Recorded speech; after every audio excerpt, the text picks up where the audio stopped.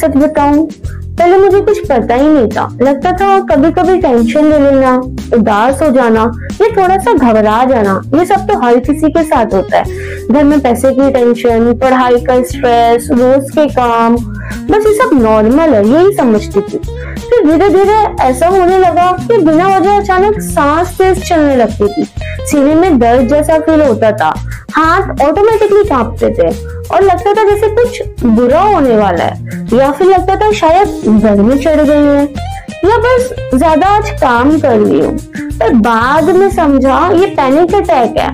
जब दिमाग डर और घबराहट से भर जाता है तो बॉडी ऑटोमेटिकली रिएक्ट करने लगती है। उसके बाद हर वक्त टेंशन में रहने लगी, हर छोटी बात को लेकर सोचती थी अगर कभी जॉब चली गई तो क्या होगा, घर में पैसे खत्म हो गए तब क्या होगा, अगर फेल हो गई तो क्या। रात भर नींद नहीं आती थी, दिन में भी बेचैनी रहती थी, पर किसी को बताना नहीं था। लगता था बस मैं ही कमजोर हूँ। पर अब समझती हूँ ये एंजाइटी थी। फिर एक वक्त ऐसा आया जब मन ही नहीं करता था कुछ करने का, ना दोस्तों से मिलने का, ना बात करने का, बस चुप रहना अच्छा लगता था। काम में भी दिल नहीं लगता था, नींद कभी ज्यादा तो कभी कम आती थी, खुद को बेकार समझने लगी थी। पहले जैसा हंसना मुस्कुराना सब दूर होते चले जा रहा था।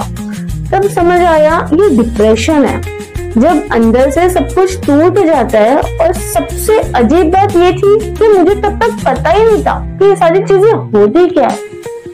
ये सब भी एक प्रॉब्लम है, लगता था बस जिंदगी की परेशानी है। लेकिन जब समझा तो रियलाइज हुआ ये सब कितनी बार होता है लोगों के साथ, लेकिन हम इग्नोर कर देते हैं। हम सोचते हैं छोड़ दो, सबके साथ होता है, पर असल में अंदर ही अंदर हम एक अलग ही खुद से जंग लड़ते हैं।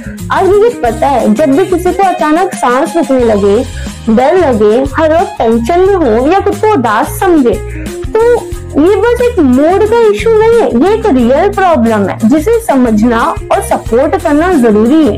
मेंटल हेल्थ भी हमारी उतनी ही इम्पोर्टेंट है जितनी फिजिकल हेल्थ। अगर कभी तुम या तुम्हारा कोई अपना ऐसा फील करे तो शर्माना मत, ये कमजोरी नहीं है, इसे समझना, बात करना और मदद लेना जरूरी है। अवेयरनेस ही पहला कदम है और ये किसी के भी साथ हो सकता है। जरूरत है बस अपने आप को और अपने लोगों को समझने की।